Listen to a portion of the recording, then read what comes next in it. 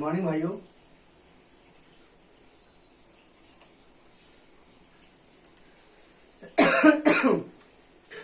आज की जो समीक्षा है वो चीन के बाद भारत में किडनी के सर्वाधिक मामले, बढ़ रहा है जानलेवा बीमारी का खतरा।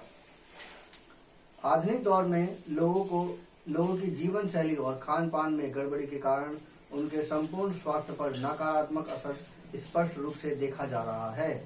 कुछ दशकों पहले जब तक जो बीमारियां उम्र दराज लोगों को होती थी, जिसके मामले गिने चुने सामने आते थे, वह अब काफी आम हो गई है। किडनी की बीमारियों को लेकर वैश्विक अध्ययनों का अनुमान है कि विगत कुछ वर्षों में भारत में किडनी से संबंधित समस्याएं और इससे होने वाली मौतों के मामले तेजी से बढ़ रहे हैं। दुनिया भर में चीन के बाद भारत दूसरा देश है जहां क्रोनिक किडनी रोग के मामले सबसे ज्यादा दर्ज किए गए हैं।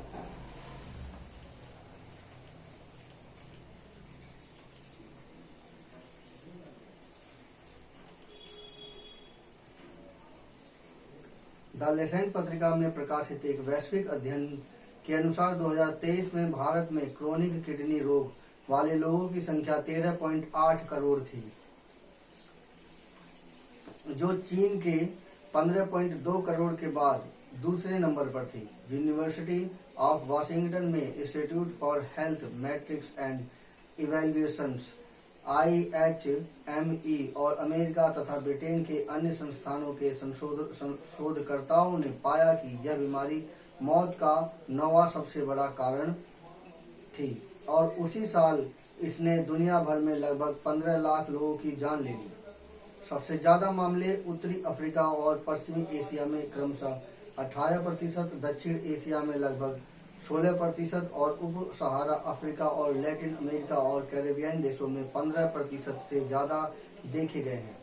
उप सहारा अफ्रीका का आशय अफ्रीका के उस भूभाग से है जो सहारा रेगिस्तान के दक्षिण में स्थित है। उप सहारा अफ्रीका को अश्वेत अफ्रीका भी कहा जाता है क्योंकि इस क्षेत्र में मुख्यतः अश्वेत आबादी है। क्रोनिक किडनी रोग दिल की बीमारी का एक बड़ा कारण है और 2023 में दुनिया भर में कार्डियोवैस्कुलर मौतों में लगभग 12% योगदान था। शोधकर्ताओं की टीम ने बताया कि यह दिल से जुड़ी मौतों का 7वां सबसे बड़ा कारण था, जो डायबिटीज और मोटापे से भी अधिक था। इस अध्ययन में क्रोनिक किडनी रोग के 14 रिस्क फैक्टर्स के बारे में विस्तार से बताया गया है, जिसमें डायबिटीज, हाई ब्लड प्रेशर और मोटापा स्वस्थ जीवन में सबसे ज्यादा नुकसान पहुंचाते हैं। IHME के प्रोफेसर थियो बोस ने कहा है कि क्रोनिक किडनी रोग दूसरी बड़ी बीमारियों के लिए एक बड़ा रिस्क फैक्टर है और अपने आप में भी एक बड़ी बीमारी है। फिर भी इसे दूसरी गैर संचारी बीमारियों की तुलना में नीति निर्धारण में बहुत कम ध्यान मिलता है, जबकि इसका असर इन इलाकों में सबसे तेजी से बढ़ रहा है, जो पहले से भी सबसे ज्यादा स्वास्थ्य असमानता का सामना कर रहे हैं। तो मेन पॉइंट है, द लेसेंट पत्रिका में प्रकाशित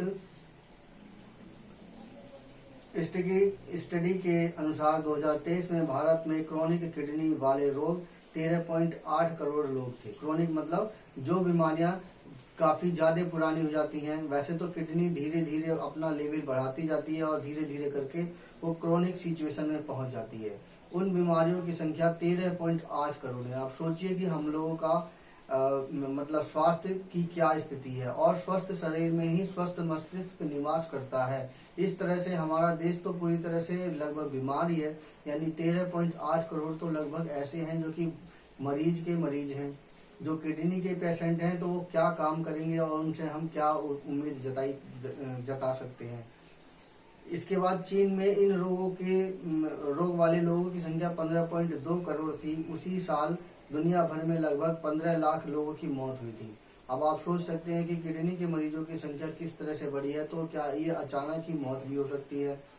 और ये किडनी ऐसा नहीं कि इसको बार बार बदला जा सकता है या कोई इसका दूसरा रूपांतरण हो सकता है। किडनी में फिल्टरेशन आज के समय में इतनी आसानी से नहीं हो पा रहा है और बड़ी ही मुश्किल से इसका फिल्टर भी हो पाता है। सुनने में आया है अभी एक नया विकास हुआ है जिसमें आर्टिफिशियल किडनी बनाई जा रही है और वो सफल हो चुकी है, लेकिन फिर भी कार्य जारी है। इसी प्रकार की समीक्षा के लिए कृपया मेरे इस चैनल को सब्सक्राइब कीजिए। धन्यवाद।